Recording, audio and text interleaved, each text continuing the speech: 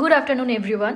আজকে জাস্ট একটা learning point দেওয়ার জন্য আমি এই টাইমে আপনাদের সাথে মানে ভিডিওটা দিচ্ছি। সেটা হচ্ছে যখনই মান্থলি এক্সপায়ারি থাকে, মানে কালকে যেমনি আমাদের মান্থলি এক্সপায়ারি আছে 25 আমাদের নভেম্বর, তো মান্থলি এক্সপায়ারির আগের দিন বেসিক্যালি মার্কেট পুরো একটা সাইডওয়েজ জোনে থাকে।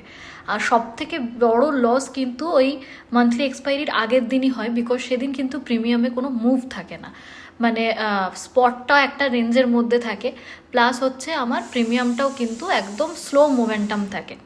তো অপশন বায়ার যারা আছো তোমরা, তারা কিন্তু এক্সপায়ারির আগের দিন একটু সাবধানে নিজের পজিশনকে ম্যানেজ করবে, মানে বেশি এক্সপেরিমেন্ট করতে যাবে না আমার বলার বক্তব্য। সেখানে কি হচ্ছে, তুমি জাস্ট ছোট প্রফিট নিয়ে বেরিয়ে যাও, বেশি হোল্ড করলে কিন্তু সেটা তোমার লসে কনভার্ট হয়ে যাবে। ওকে, এই জিনিসটা লার্নিং পয়েন্ট হিসেবে সবাই কিন্তু মনে রেখো।